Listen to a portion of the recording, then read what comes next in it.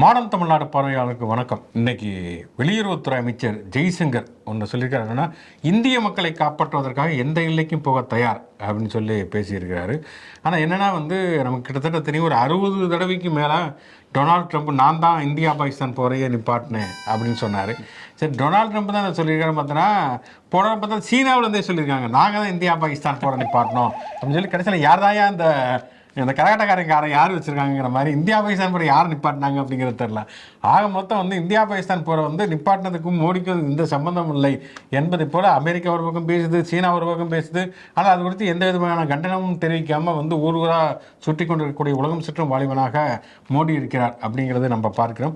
ஆக மொத்தம் பல உருட்டுகளில் இதுவும் ஒரு உருட்டு அப்படிங்கிற அடிப்படையில் தான் இந்த இந்தியா பாகிஸ்தான் போர் பற்றி நம்மமே ஒரு முடிவுக்கு வர வேண்டியதாக இருக்கிறது. சரி, ஷோக்குள்ள போவோம். இது முச்சந்தி நான் உங்கள் சுகுணா திவாகர். நான் பீட்டர் எம்ஜிஆர்.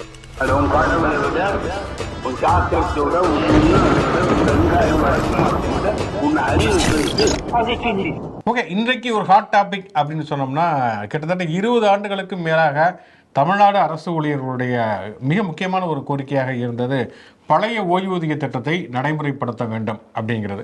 ஏன்னா பழைய ஓய்வூதிய முறை அப்படிங்கிறது தான் அரசு ஊழியர்களுக்கு பலன் அளிக்கக்கூடிய ஒன்றாக இருக்கும். 2000க்கு பிறகே புதிய ஓய்வூதிய திட்டம் அப்படிங்கிறது அவர்களுக்கு போதுமான அளவுக்கு பலனை அளிக்கக்கூடியதாக இல்லை. இன்னும் சொல்லப்போனால் அது ஒன்றிய அரசே செயல்படுத்திய ஒரு திட்டம் தான் பழைய ஓய்வூதிய திட்டம் அப்படிங்கிறது. நடைமுறையிலிருந்து விலக்கப்பட்டு புதிய ஓய்வூதிய திட்டம்ங்கிறது என்னென்னா கிட்டத்தட்ட அது ஒரு சூதாட்டம் அப்படின்னு தான் சொல்லுவாங்க. அது குறித்து நிறைய புத்தகங்களை கூட தொழிற்சங்கங்கள் சார்பாக வெளியிட்டு இருக்கிறார்கள். அதாவது பங்குச்சந்தையில் முதலீடு செய்வது அப்படிங்கிறது. அப்போ பழைய ஓய்வூதிய திட்டம் என்பதன் அவர்களுக்கு பலனளிக்கக்கூடியதாக இருக்கும் என்று சொல்லி தொடர்ச்சியாகவே அரசு ஊழியர் மற்றும் ஆசிரியர் சங்கங்கள் தொடர்ச்சியான கோரிக்கைகளை முடிவித்திருந்தார்கள். குறிப்பாக ஜாக்டோ ஜியோ, அதான் இருக்கக்கூடிய அரசு ஊழியர்களுடைய சங்கத்திலே ஒரு மிகப்பெரிய சங்கம், அவர்கள் தொடர்ச்சியான கோரிக்கைகளை வைத்திருந்தார்கள். 2021 சட்டமன்ற தேர்தலுடைய அறிக்கையிலையுமே திமுக அப்படியான ஒரு வாக்குறுதியும் அளித்தது. நாங்கள் ஆட்சிக்கு வந்தோம் என்று சொன்னால் பழைய ஓய்வூதிய திட்டத்தை நடைமுறைப்படுத்துவோம் அப்படின்னு சொல்லி. ஆனால் கிட்டத்தட்ட ஒரு 4.5 ஆண்டுகள் கழிந்ததற்கு பிறகு கூட திமுக அரசு நடைமுறைப்படுத்தவில்லை. தொடர்ச்சியாக நிதிச்சுமை இருக்கிறது மற்றும் ஒன்றிய அரசு சரியான அளவுக்கு நிதியை வழங்கவில்லை என்று சொல்லி பல்வேறு விதமான காரணங்களை சொல்லி நடைமுறைப்படுத்தவில்லை அப்படிங்கிறவங்க ஜாக்டோ ஜியோ தொடர்ச்சியாக பல போராட்டங்களை நடத்தினார்கள். இப்போ கடைசியாக ஜனவரி 6 காலவரையற்ற வேலை நிறுத்தத்தை நடைமுறைப்படுத்த போகிறோம் அப்படின்னு சொல்லி அறிவித்ததற்கு பிறகு ஏற்கனவே அந்த சுகன்தீப் சிங் பேடி அவருடைய தலைமையில் ஒரு குழுவை அமைத்திருந்தார்கள். அந்த குழு அளித்த அந்த அறிக்கையுடைய அடிப்படையில் இன்னைக்கு தமிழ்நாடு முதல்வர் ஸ்டாலின் அவர்கள் ஒரு மிகப்பெரிய திட்டத்தை அவர் அறிவித்திருக்கார். என்னன்னா, ஓய்வூதியம் என்பது பழைய ஓய்வூதியம் என்கிறது நடைமுறைப்படுத்தப்படும். 20 ஆண்டுகளாக அரசு ஊழியர்களுடைய கோரிக்கைகளை தமிழ்நாடு அரசு ஏற்கிறது. அதே போல் அந்த ஓய்வூதியதாரர்கள் என்பவர்கள் கடைசியாக ரிட்டையர்ட் ஆகிறப்ப என்ன ஓய்வூதியம் என்ன ஊதியம் பெற்றார்களோ, இப்போ ஒரு உதாரணத்துக்கு ஒரு 1 லட்ச ரூபா சம்பளம் வாங்குறாங்க அப்படின்னு சொன்னால் அதுக்கப்புறம் ரிட்டையர் ஆனதுக்கு பிறகு அதில் 50% 50,000 ரூபா பென்ஷனுங்கிறது வரும் அப்படிங்கிற மாதிரி அறிவித்திருக்கார்கள். அதே மாதிரி ஓய்வூதியதாரர்களுக்கு 6 மாதத்துக்கு ஒரு தடவை அகவிலைப்படி அரசு ஊழியர்கள், அதாவது பணியில் இருக்கக்கூடிய அரசு ஊழியர்களுக்கு எப்படி அகவிலைப்படி உயர்வு இருக்கிறதோ அதே மாதிரி ரிட்டையர் ஆனவர்களுக்கும் பென்ஷன்தாரர்களுக்கும் அகவிலைப்படிங்கிறது 6 மாதத்துக்கு ஒரு முறை அறிவிக்கப்படும் அப்படின்னு இருக்காங்க. அதே மாதிரி ஓய்வூதியதாரர் ஒரு நாமினி தங்களுடைய குடும்ப உறுப்பினர்களுக்கு நாமினியாக போட்டிருப்பாங்க. அவங்க இறந்துட்டாங்க, ரிட்டையர் ஆனவங்க இறந்துட்டாங்கன்னு சொன்னால் 100% பென்ஷன் அப்படிங்கிறது 60% பென்ஷன் தொகையை அவங்களுடைய வாரிசுதாரர்களுக்கு வழங்கப்படும் அப்படிங்கிறதுமே அறிவித்திருக்கிறார்கள். இதில் கோடிக்கணக்கான ரூபாய்ங்கிறது இழப்பு அரசுக்கு ஏற்பட்டாலுமே கூட இதை நடைமுறைப்படுத்துவதில் நாங்கள் உறுதியாக இருந்திருக்கிறோம் அப்படிங்கிற மாதிரி அறிவித்திருக்கிறார்கள். இது உண்மையிலே ஒரு அரசு ஊழியர்கள் மற்றும் ஆசிரியர்களுடைய போராட்டத்திற்கு கிடைத்த வெற்றி அப்படின்னு சொல்லலாம். இன்னொரு வகையில் பார்த்தோம்னா திமுக அவனுடைய ஒரு மிகப்பெரிய பலம் அரசு ஊழியர்கள். ஏன்னா இன்னும் சொல்ல போனால் எம்ஜிஆருடைய ஆட்சி காலகட்டத்திலே பார்த்தோம்னா எம்ஜிஆருடைய ஆட்சிங்கிறது ஒரு மிகப்பெரிய பெருவாரியான மக்களுடைய வாக்குகளை பெற்றிருக்கக்கூடிய ஒரு அரசாக இருந்த பொழுதும் கூட அப்போ கூட பார்த்தோன்னா அரசு ஊழியர்கள் ஆசிரியர்கள் திமுகவுடைய ஆதரவாளர்கள் இருந்தார்கள் அப்படிங்கிறத ஒரு நடைமுறை யதார்த்தமான ஒரு விஷயம். ஏன்னா அப்போலாம் என்ன சொல்லுவாங்கன்னா, படித்தவங்க திமுக தாங்க ஓட்டு போடுவாங்க, மெட்ராஸ்காரங்க திமுக தான் ஓட்டு போடுவாங்க அப்படின்னு சொல்லி ஊர் பக்கம் சொல்லுவாங்க. அது ஒரு வகையில் உண்மைதான். ஏன்னா அரசு ஊழியர்கள் ஆசிரியர்கள் திமுகவுக்கு வாக்களிப்புங்கிறது ஒரு நடைமுறை சாத்தியமாக இருந்தது. ஏன்னா படித்து உருவாகி வந்திருக்கக்கூடிய தலைமுறை அப்படிங்கிறது இடஒதுக்கீடு இந்த மாதிரியான விஷயங்கள் திமுக உருவானதுங்கிறது ஒன்று. இன்னொன்று, அரசு ஊழியர்களுக்கான நிறைய கோரிக்கைகளை கலைஞருடைய காலகட்டத்திலேயே நடைமுறைப்படுத்தப்பட்டது. குறிப்பாக சொன்னால் எம்ஜிஆர் ஆட்சி காலத்துக்கு முன்னாலேயே பார்த்தோம்னா தமிழாசிரியர்கள் இருக்காங்க. தமிழாசிரியர்கள் தலைமை ஆசிரியராக நியமிக்கப்படாத ஒரு காலகட்டம்லாம் இருந்தது.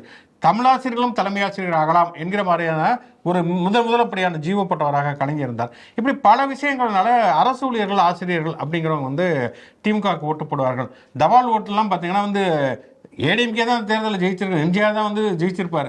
ஆனால் தபால் ஓட்டு லீடிங்கில் பார்த்தீங்கன்னா திமுக இருக்கும்.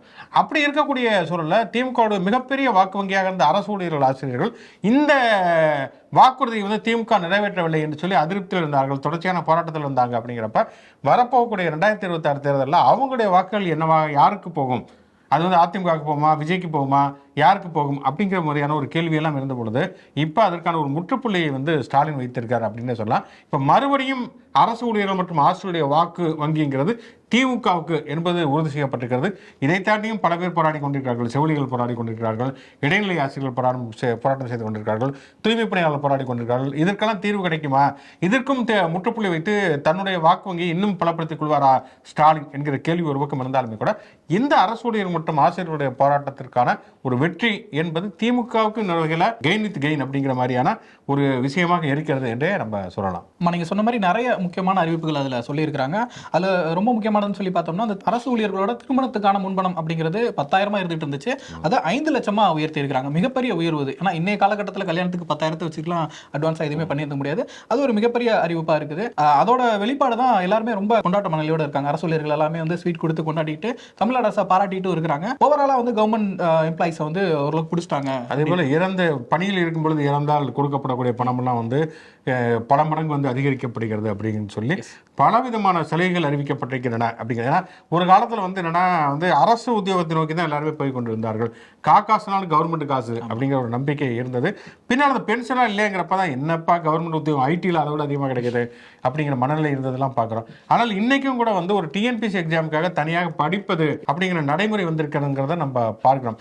அப்படி இருக்கக்கூடிய சூழலில் அரசு வேலைக்கான மீண்டும் ஒரு நம்பிக்கை, அதற்கான ஒரு கௌரவங்கிறது அதிகரிக்கப்பட்டிருக்கிறது அப்படிங்கிறது மிக மிக முக்கியத்துவம் வாய்ந்த ஒன்று. காங்கிரஸ் கட்சி தொடர்ச்சியாக பேசு பொருளாக இருக்கிறது. காங்கிரஸ் கட்சி எப்போ பேசு பொருளாக இருக்கும் தமிழ்நாட்டை பொறுத்த வரைக்கும்னா அவங்க பெரிய போராட்டம்லாம் பண்ணி பேசு பொருளாக மாட்டாங்க. இப்போ விடுதலை சிறுத்தைகளோ கம்யூனிஸ்டுகளோ திமுகவோ ஒரு மிகப்பெரிய போராட்டத்தை பண்ணுவாங்க, ஏதோ ஒரு பேசு பொருளாகும். இல்லை சீமான் வந்து ஏதாவது ஒன்று சர்ச்சையாக பேசு பொருளாக வரனா, காங்கிரஸ் கட்சிக்காரங்கள் எப்போ பேசு பொருளாகுங்கன்னா அவங்க கோஷ்டி பிரச்சனை போகிறதோ அப்போ தான் பேசு பொருளாவாங்க. அந்த திருவிளையாடல் படத்தில் தர்மி சொல்கிற மாதிரி பிரிக்க முடியாது எதுவும் அப்படின்னா காங்கிரஸும் கோஷ்டி புசலம் அப்படின்னு சொல்லலாம். இது வந்து ஏதோ இப்போ நேற்று கிடையாது. காங்கிரஸ் கட்சின்னு ஒன்று எப்போ ஆரம்பித்தாங்களோ அப்போ ஏன் கோஷ்டி புசலங்கிற ஒன்று உருவாயிடுச்சு. காந்தி நேரு காலத்திலேருந்து காங்கிரஸ் கட்சியில் கோஷ்டி புசலம் இருக்கிறது. அதாவது அதை விமர்சிப்பவர்கள் கோஷ்டி புசல்வாங்க, காங்கிரஸ் கட்சிக்காரங்க இது ஒரு ஜனநாயகம், உட்கட்சி ஜனநாயகம் அப்படின்னு சொல்லுவாங்க. சத்தியமூர்த்தி போலாம் பார்த்தீங்கன்னா வெளியில் ஒரு டெய்லர் எப்பவுமே ரெடியாக இருப்பார். எப்போ அங்கே வந்து ஒரு காரிய கமிட்டி கூட்டம் நினச்சுன்னா ஏதாவது சில பல வேஷ்டிகள் தெரியும், அதை வந்து தச்சு கொடுக்கலாம், காசு கிடைக்கும் அப்படிங்கிற ஒரு நம்பிக்கையில் சத்தியமூர்த்தி போன வாசலே ஒருத்தர் டெய்லர் உட்காந்துருப்பாரு அப்படின்னு சொல்லி விளையாட்டாக சொல்வார்கள். இப்போ பார்த்தோம்னு சொன்னால் வந்து இப்போ செல்வ பெருந்தகை தலைவராக இருக்கிறார் அப்படின்னா வந்து ஏற்கனவே அதில் வந்து ராஜேஷ்ங்கிற ஒரு எம்எல்ஏலாம் வந்து திமுக கூட்டணிக்கு எதிரான கருத்துக்கள்லாம் சொல்லியிருந்தார். நேற்று பார்த்தோன்னா ஜோதிமணி ஒரு பதிவை சமூக வலைத்தளத்தை பதிவு செய்திருந்தார்கள். காங்கிரஸ் கட்சி என்பது அழிவை நோக்கி போய்கொண்டே இருக்கிறது, அங்கே இருக்கக்கூடிய 2ஆம் கட்ட தலைவருடைய கருத்துக்களை வந்து சரியாக கவனிப்பதில்லை, அங்கே வந்து வாக்குச்சாவடி முகவர்கள் குறித்த சில கருத்துக்களை முன்வைத்தால் கூட சரியாக கவனிப்பதில்லைங்கிற கருத்தை முன்வைத்திருந்தார். செல்வ பெருந்தகை அப்பெல்லாம் ஏன் ஜோதிமணி இப்படியான பதிவுகளை பதிவு பண்ணாங்க அப்படிங்கிறது தெரில. அவங்க சொன்ன பல விஷயங்கள் நாங்கள் உடனுக்குடனே சரி பண்ணியிருக்கோம் இருக்காங்க.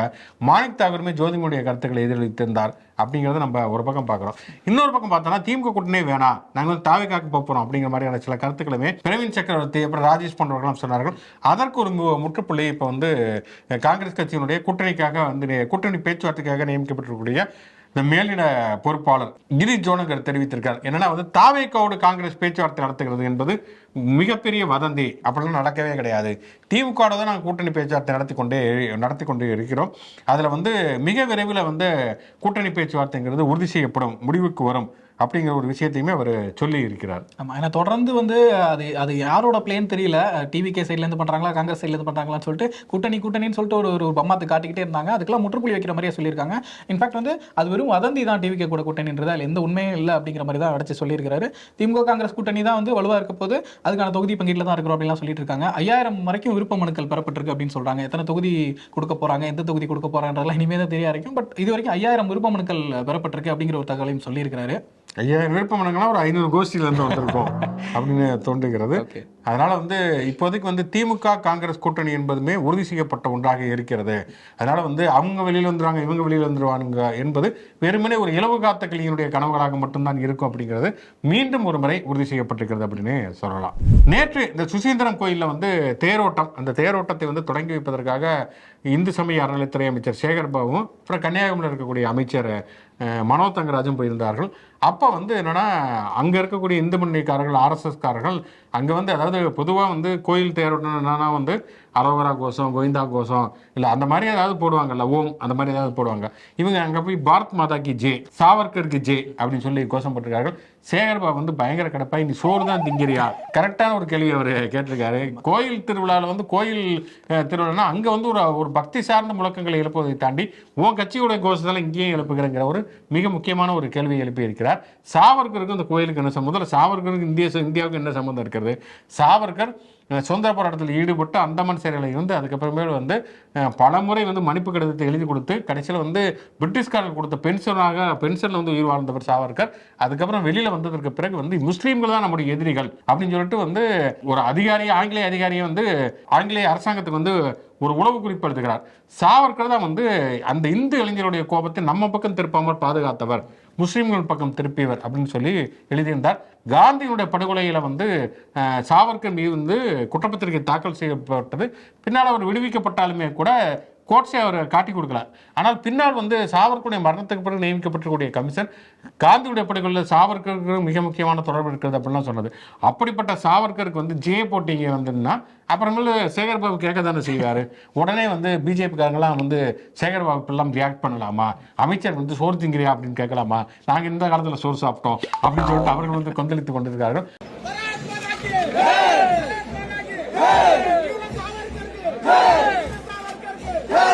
தானுமலை சுவாமி கோவிலுடைய மார்கழி தேர் திருவிழா நிகழ்ச்சியில பாஜகவும் ஒரு சில மதவாரி அமைப்புகளை சார்ந்தவர்கள் தேர் பிடிக்கின்ற நேரத்தில் காந்தி கொலை வழக்கில் குற்றம் சாட்டப்பட்ட சாவர்கர் வாழ்க என்று முழக்கமிடுகிறார். இது உண்மையிலேயே அங்கு வந்திருக்கூடிய தானுசாமி சுவாமி கோயில் பக்தர்களை மிகவும் புண்படுத்தக்கூடிய ஒரு செயல். ஆனாலும் இது போன்ற பதிலடிகளை கொடுப்பதுங்கிறது இன்னைக்கு வந்து ஒரு காலத்துடைய கட்டாயமாக இருக்கிறது. ஏன்னா தொடர்ந்து இவங்க வந்து அந்த வழிபாட்டு தலங்களை முன் வச்சு ஏதோ ஒரு வகையில கலவரத்தை தூண்டிடலாமா தமிழ்நாட்டுக்குள்ளன்னு சொல்லிட்டு எல்லா வகையிலுமே முயற்சி பண்ணிட்டு இருக்காங்க. சமீபத்தில் வந்து மதுரை எம்பி சு வெங்கடேசன் அவர்கள் ஒரு விஷயம் பேசியிருந்தாரு.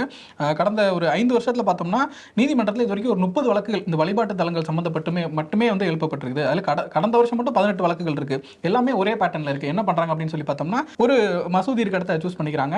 அந்த இடத்துல வந்து இதுக்கு முன்னாடி வந்து இந்து கோயில் இருந்துச்சு, இதை இடிச்சிட்டு தான் இதுக்கு மேலே அதை கட்டியிருக்காங்க அப்படின்னு சொல்லிட்டு ஒரு கேஸ் ஒன்று போடுறாங்க. நீதிமன்றம் என்ன பண்ணுது, இதை வந்து நீங்க ஆய்வு பண்ணி அறிக்கை கொடுங்க அப்படின்னு சொல்லிட்டு ஒரு தீர்ப்பு ஒன்று கொடுத்துட்றாங்க. உடனே அந்த இடத்த வந்து சீஸ் பண்ணிட்டு ஆய்வு நடந்துட்டு இருக்குது. ஆட்டோமேட்டிக்காக ஒரு பதட்டமான சூழல் வருது, ஒரு கலவரம் வருது, பிரச்சனை வருது, கொலைகள் நடக்குது. இதே பேட்டர்ல தொடர்ந்து ஒரு 30 வழக்குகள் பதியப்பட்டிருக்கு இந்தியா முழுக்க.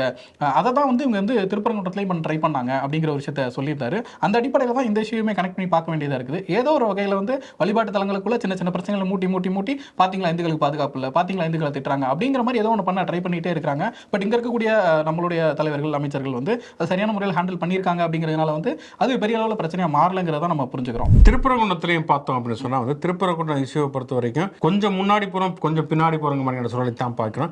இப்போ என்ன, அங்கே வந்து அந்த கந்தூரி திருவிழா நடக்கிறது, அங்கே இருக்கக்கூடிய சிக்கந்தர் திருக்காவில் கந்தூரி திருவிழா நடக்கிறது. அப்படிங்கிறப்ப வந்து அதுக்கு எதிராக ஒருத்தர் வழக்கு போட்டிருக்காரு. அங்கே வந்து அசைவம் சாப்பிடக்கூடாது அப்படின்னு சொல்லிட்டு. ஆனால் தர்காவின் சார்பாக வாதாடுகிற பொழுது லஜபதி ராய் வழக்கறிஞர் என்ன சொல்லியிருக்காங்க, நாங்கள் வந்து மலையில் வந்து அசைவம் சாப்பிடல, மலைக்கு கீழே மலை அடிவாரத்தில் தான் சாப்பிடுகிறார்கள்னு சொன்னால். ஆனால் வந்து மதுரை உயர்நீதிமன்றம் என்ன தீர்ப்பு கொடுத்திருக்கிறார்கள்னா, அந்த மலையை சுற்றி மலையில் இருக்கக்கூடிய மேலையாக இருந்தாலும் சரி, கீழே இருந்தாலும் சரி, எங்கேயுமே அசைவம் சாப்பிடக்கூடாது அப்படின்னு சொல்லி தீர்ப்பு கொடுத்திருக்கிறார்கள். இது உண்மையிலே ஒரு அநீதியான தீர்ப்பு அப்படின்னு தான் சொல்ல முடியும். ஏன்னா இந்த கந்தூரி அப்படிங்கிறது வந்து கந்தூரி திருவிழாங்கிறது பல ஆண்டுகளாக இங்கே கிட்டத்தட்ட ஒரு 100 ஆண்டுகளுக்கு மேலாக நடந்து கொண்டு தான் இருக்கிறது.